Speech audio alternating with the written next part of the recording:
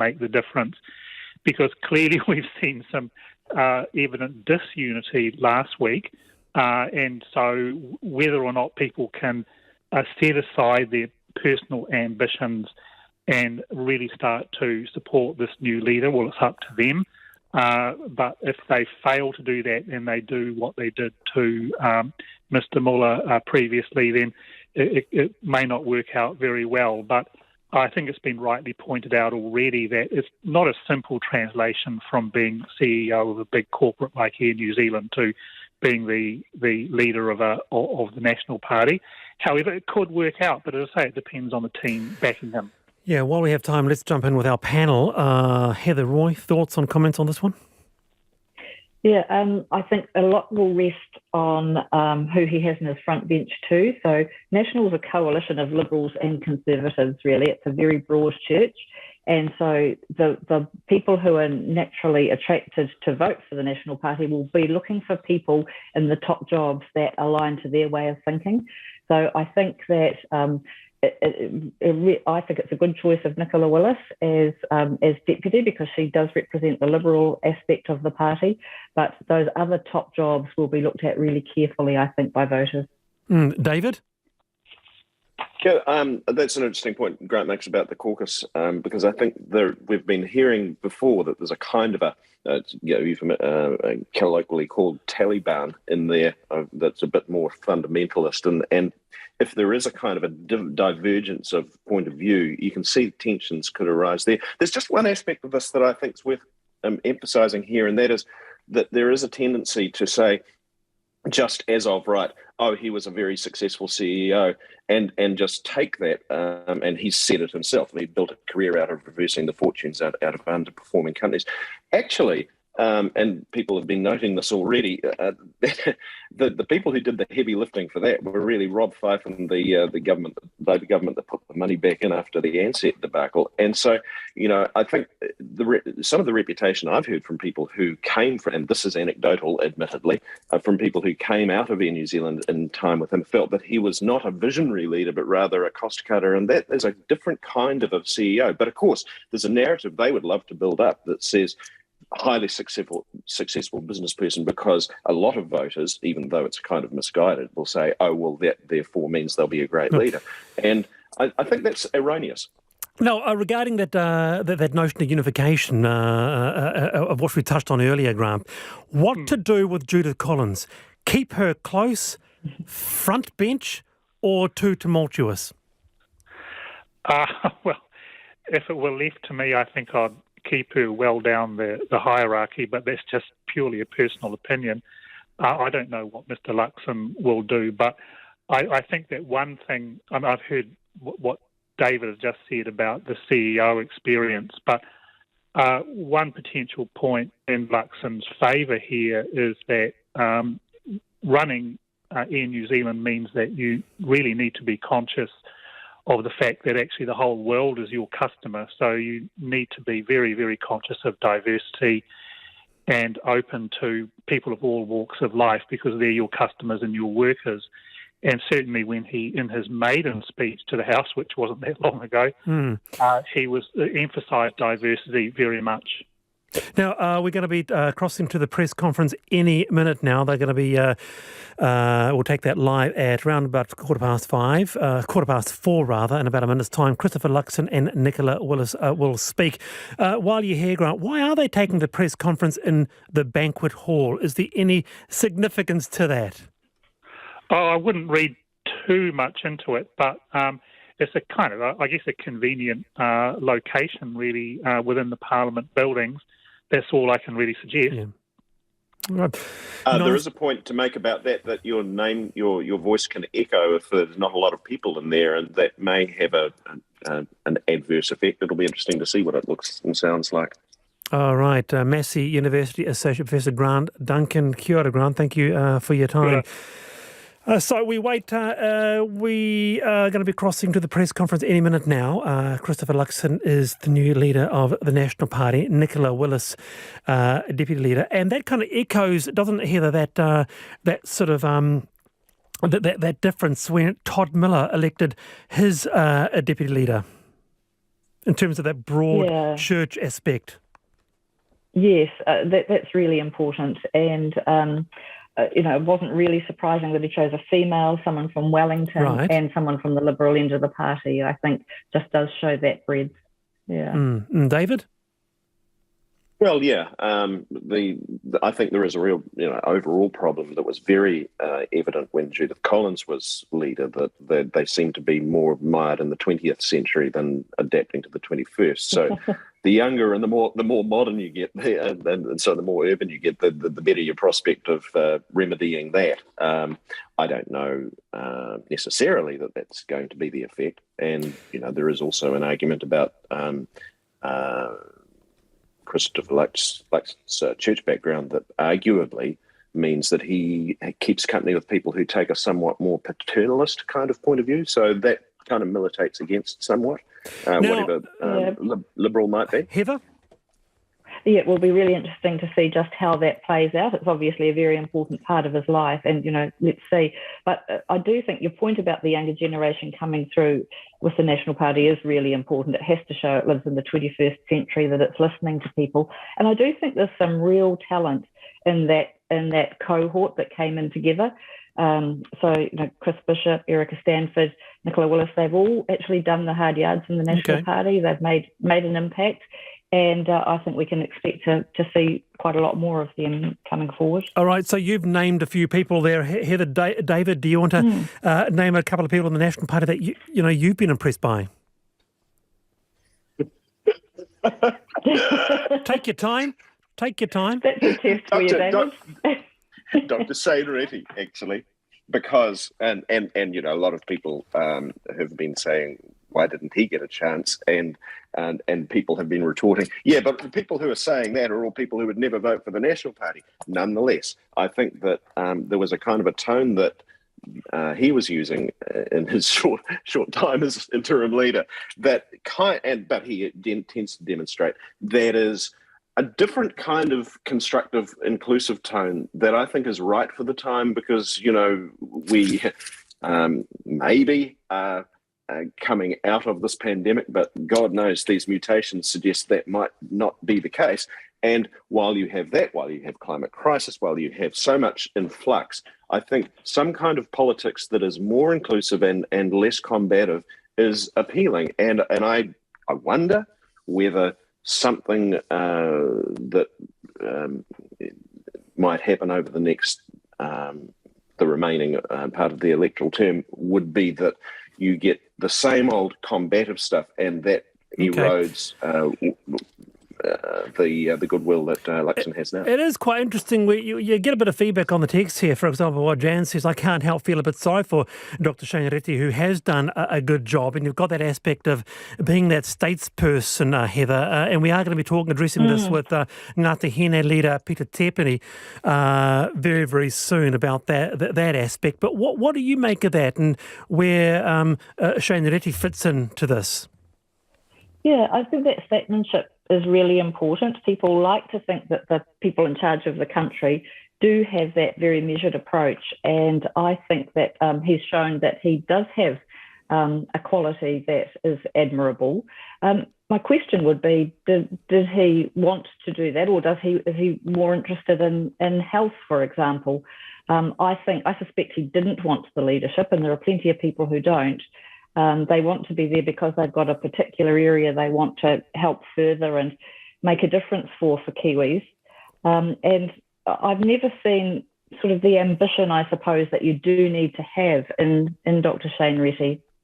Can you give us an insight, Heather, while you're here, in terms of the ambition that you do need? You're a former ACT Party MP, you're a former minister.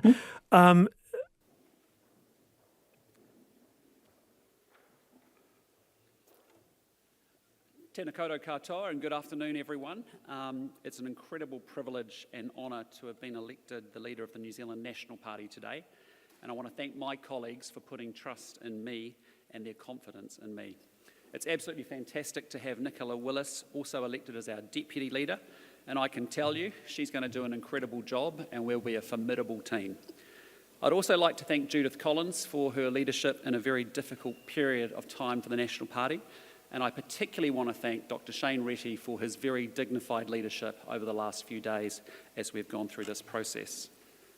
Now, I guess much has been made of my relative newness to Parliament, but to be honest, I see it as an advantage. I bring a fresh set of eyes, and what I see is that this place and this country needs a real shake-up. Nicola and I are fresh faces for a revitalised National Party. We are the reset. Today, we are drawing a line under the events of the last 4 years, and we are putting them behind us. And I want to say to all New Zealanders, if you're one of the 413,000 voters who moved away from us, my message to you is very simple. National is back. Now, I've built a career out of working in some of the biggest underperforming companies in the world, and I'll bring that real-world experience to this role. Under my leadership, National will use our breadth of talent and our real-world experience every day to deliver for each and every New Zealander. We will be the new National Party for New Zealand. We are the National Party that New Zealand needs. Now, there'll be other opportunities for me to talk about who I am and National's policies and plans. But today I want to be very clear with you about one thing. New Zealand is at a critical crossroads as we grapple and emerge from a global pandemic. We have a choice between our current road to mediocrity or a pathway to a much more confident, prosperous and ambitious future. New Zealand needs an alternative now more than ever to take us in the right direction, because frankly, the country is heading the wrong way. Inflation is soaring, we're paying more than ever before at the checkout and at the petrol pump, and everyday Kiwis are struggling to get ahead. There'll be 1 million Kiwis missing at Christmas dinner this year because they can't get home to see their loved ones. And over 100 days in lockdown, Aucklanders are still utterly confused and directionless.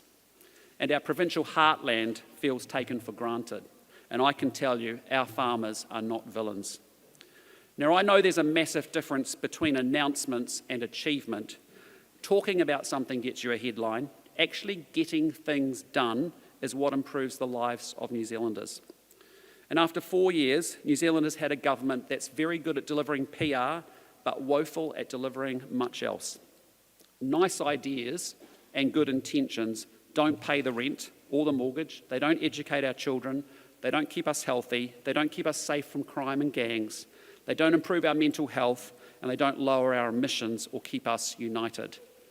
Now, I've seen incredible things that people can accomplish when they are freed up and given the tools and the choices to seize opportunities. I believe in a New Zealand that rewards hard work, a New Zealand that empowers Kiwis to take a punt and to create prosperity for themselves and for their families.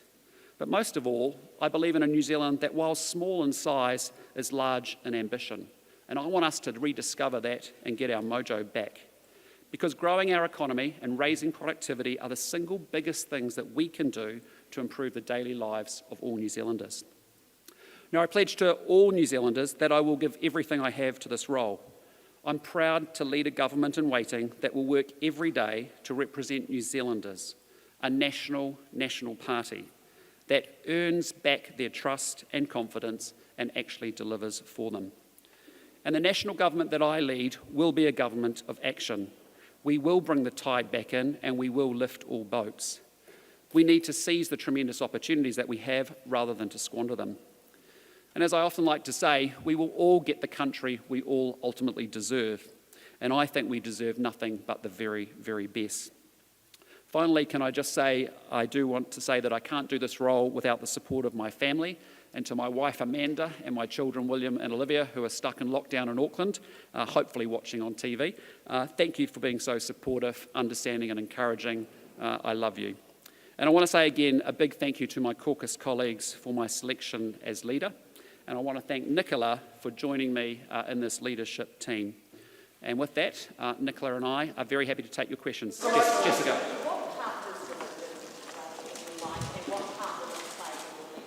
Yeah, look, I really appreciate the question because, to be honest, that is something that my faith has been often misrepresented and portrayed very negatively. And what I can tell you about is that my faith is actually something that has grounded me.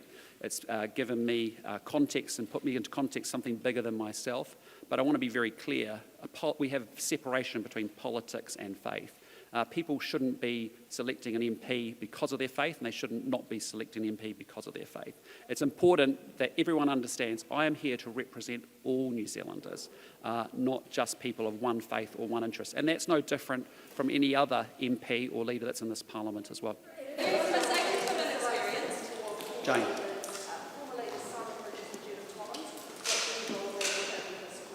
Well, there is a role for everybody in our caucus. We're going to use the talents of all 33 members. What I'd say to you is Simon and Judith and Todd, as former leaders, there are very important roles for them in our caucus. They are people of sorry?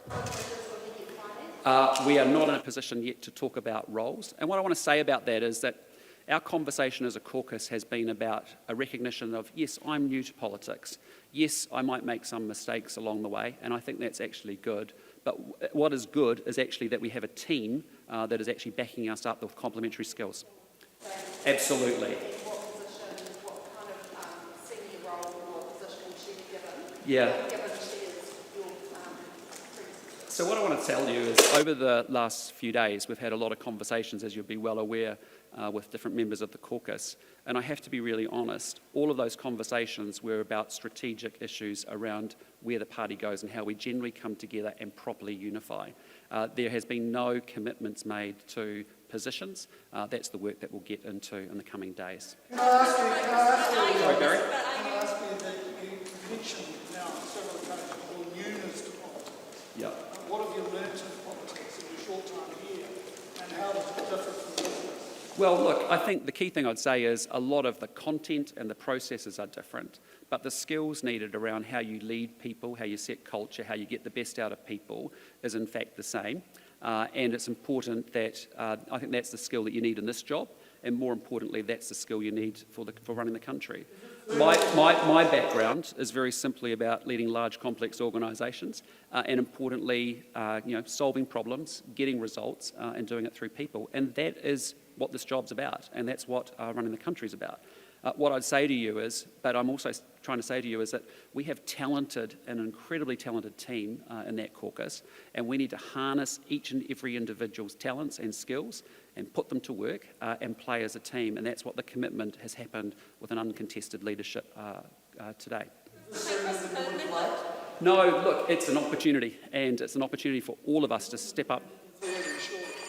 You can't plan anything in politics, I've learnt, Barry.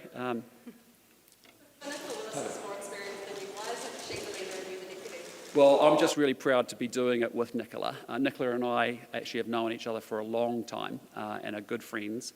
But more importantly, that's the whole point I'm trying to make to you all, which is we're going to build a high-performance team, and we're going to make sure we have complementary skills. And if you think about it, I come from a corporate world and an outside world. Nicola's been done incredible things in a political world for a long period of time. The skills are very complementary.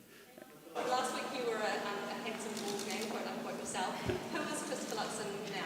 Well, look, what I'd say to you first and foremost is I am the very proud husband of Amanda Luxon. I am the proud dad of William and Olivia, a brother and a son. I'm a wannabe DIY guy. I spend too much time at Bunnings looking at the Ryobi 1 toolset. I love water skiing and I love country music. And that's not cool to say, and I apologise to New Zealand for saying it, but I do like it. And what I'd say is I'm an extrovert, and fundamentally, I know how to lead people and how to lead teams. That's what I enjoy doing. Sorry. Nicola Willis. Who is Nicola Willis? I am a mother of 4 beautiful children with an incredible, supportive husband. I am someone with a hard head but a soft heart, and I'm someone who wants to work with this man to make this country a much better place for all of us.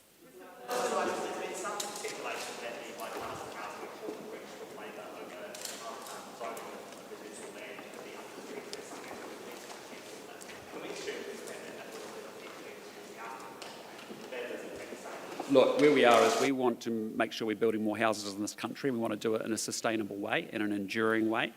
We've had a process where we've had a bill go to select committee, that select committee is about to be deliberated on. And the select committee gave us a whole bunch of feedback from experts, from local government, from local citizens.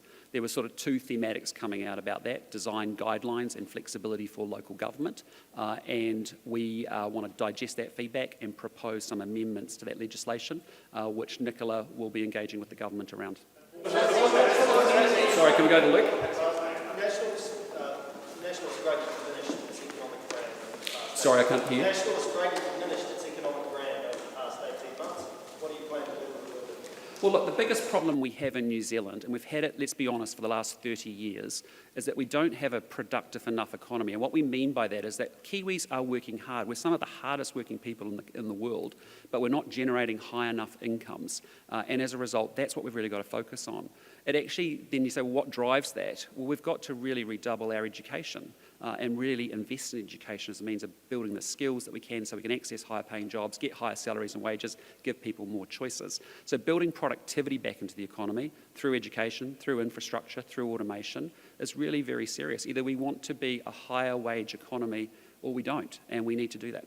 Sorry. Jason. Bridges, Todd Muller, Judith Collins, and now yourself all stood before the same press account, pretty much, said the same things and all said that they could beat Jacinda Ardern.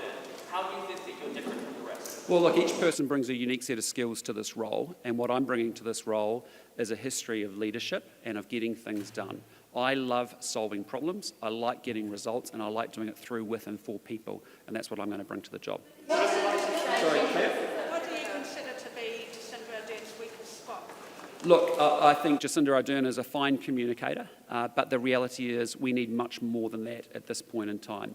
We need a leader and we need a government that's actually going to get things done. And let me talk to you about that because here we are in a global pandemic focused on delivering outcomes to keep us safe with COVID, and we have no single extra ICU bed in this country after 12 to 15 months. We've been talking about antigen testing and saliva testing forever. It's finally just starting to happen. Thank goodness the government is picking up Chris Bishop's in our COVID plan. But if you just go through it, MIQ, the logic of MIQ at the moment is flawed. And these things sort of matter. How do you spend more money on education and actually have New Zealand slip to the bottom 3 countries in the world on maths, reading and science? How do we have 40% of our kids not going to school regularly? And so there is a big difference between words and announcements of announcements versus actually saying, here's the vision, here's the execution, here's the results, let's get it done. 5 days ago, the National Caucus voted no confidence in Judith Collins. What has she done since then that now enables you to say she's going to continue to have an important position in your caucus? We are going to do things differently from here on through. It is very clear today, and you've watched this contest be different from recent contests, that actually we are turning the page, we're putting the baggage aside, we're trusting each other. We know that will take work, but we're going to do that job incredibly well. And I would put it to you that Simon, Judith, Todd, and all other 33 members have a unique set of skills that we have to tap into and use the full value of our team in order to get there. What I'd say to you is I feel very confident when I look at the 33 people in the National Party caucus to put them person on the other side. I think they beat them. I think when you say who would you want for minister for X, Y or Z, I think we've got all the talent and all the team we need to be able to get the job done. Sorry. Jessica? You've said to us that you have some levels from John Key, where you worked with John Key in a past life. What do you say to the criticism of his influence on this hearing and this meeting? Yes, I want to be crystal clear about that because it was incredibly frustrating for us and I think probably for everyone. John Key has not been asked to get involved in this or talk to any MPs at all, and he didn't. So the key thing I'd say to you is, look, we get the association. John and I are good friends. We became friends a long time ago. And he is, as I've said before, a good mate and a great friend. And he was a great Prime Minister. But let's be clear, I'm not John Key, I'm Christopher Luxon, as is Nicola Willis. And that's the way we'll go forward. Luxon, can you Sorry, John?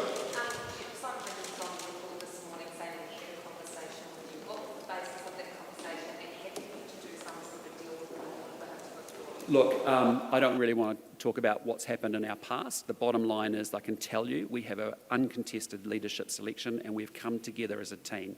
And I am wanting to signal to you, as a new person coming in without baggage from the past, from all the previous skirmishes, I get all that stuff, but New Zealand's over it. The National Party members are over it, and the caucus is over it. And so we want to turn the page and go forward together. And so what I can tell you is Simon Bridges has got prodigious skills and is fantastic, and he's got a key role to play going forward. We will talk about positions because, as I've said to you before, what was really encouraging over the last weekend was that we were having conversations, real conversations, about how we finally break this pattern of behaviour and actually choose to do something very, very different. And so there hasn't been conversations with anyone about who's getting what and doing what. And I think that's important because we want to build a team based on talent and merit and performance. And that's what we're going to do going forward. Yes, sir. You've got the ACT Party nipping on your heels. There's a non-zero chance they could overtake you in the next poll. How do you view the relationship between the two parties? I mean, where do you need to cooperate and where do you need to compete with that? Look, I'm yet to talk to all the leaders of the political parties, and that's something that I'll do in the coming days. The major focus we have to focus on is making sure that the National Party is very clear to everybody about what we're standing for and what we're going to get going with. And really what it comes down to is we know how to solve problems, we know how to put the plan together, and we know how to measure it and get it done, and that's what we're going to do. Sorry, Jane?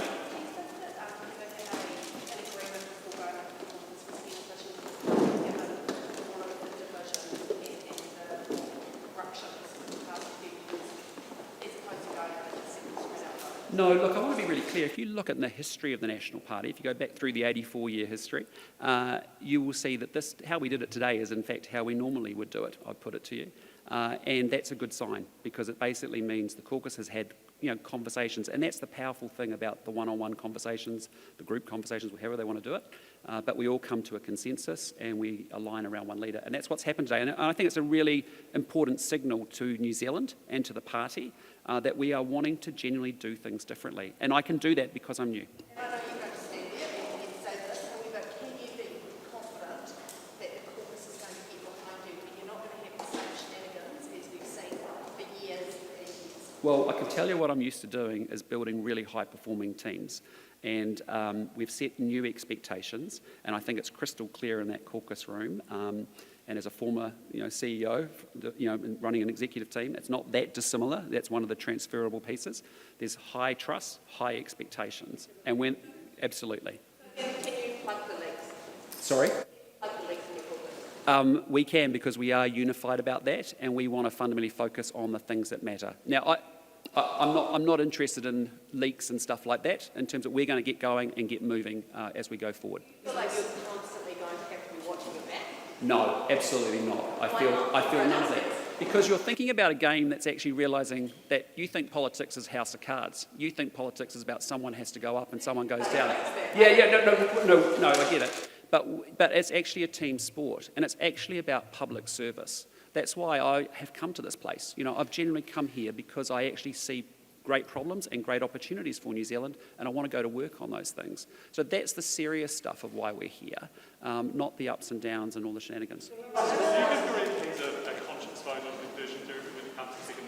We're in a place where we obviously we need to get the feedback back from the select committee, and that's a conversation that we'll have going forward. We want to see the feedback from the select committee. I can tell you what we think is it's an abhorrent practice, and we want to be able to digest the feedback, and we'll take it from there. Under the last leadership, there were some comments made by MPs that were regarded as racist or had racist slants to them. What can Māori expect from you under the... Well, what I'd say to you is that I think Māori did incredibly well under previous national governments. If you think about the growth in the Māori economy, up to $67 billion, I think, today, a lot of all of that was set up under a national government. You think about the treaty settlements that took place through that period of time. So my message very simply is Māori have done well under national governments, and frankly, Māori also want the same problems that we need to solve for all New Zealanders solved here as well. MPs from saying strange things about Māori? I believe, I can talk about what we're going to do going forward, and what we're going to do going forward is we believe in an inclusive country, and we will take it forward from there. MPs Sorry, You said you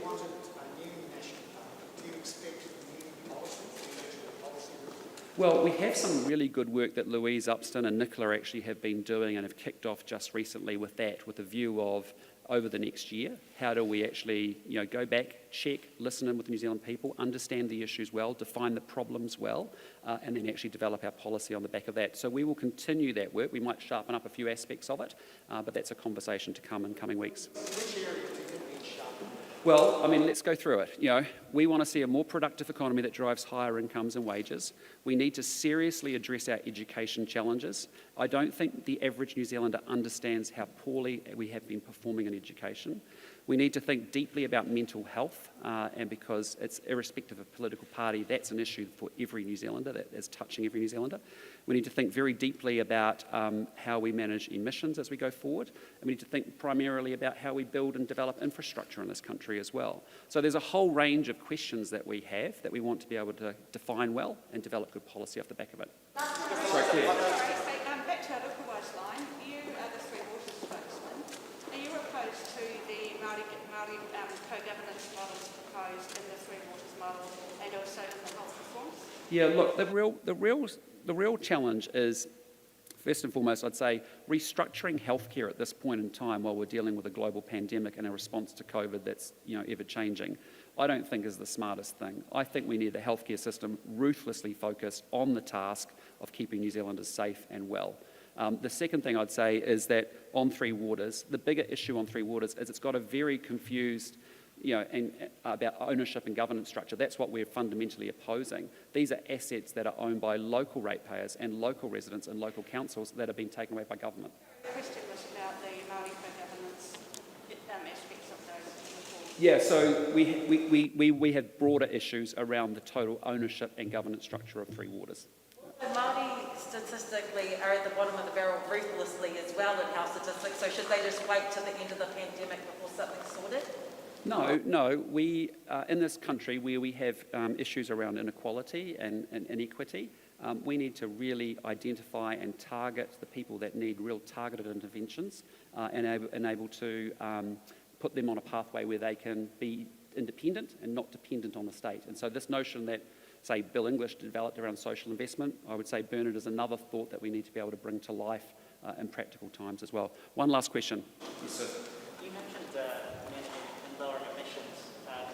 Do you think your climate policy will be different from that of Judith Collins, who wanted to walk across the aisle against the Zero Carbon Act? We are committed to the commitments that we made around climate emission reduction. What I'd say to you is there's a real opportunity for New Zealand. We have the best agricultural producers in the world. They have been able to embrace sustainability, economic and agricultural practices incredibly well. And actually there's an opportunity for us to lead the world as we deal with agricultural emissions. Hey, Is it Chris or Christopher? you can call me, it's basically my parents and my wife call me Christopher. My brothers and my friends call me Chris, and a lot of other people call me CML, and I'm sure many of you will call me lots of other names. Hey, with that, I'll close, and thank you for your time, and we'll carry on with our work. Thank you.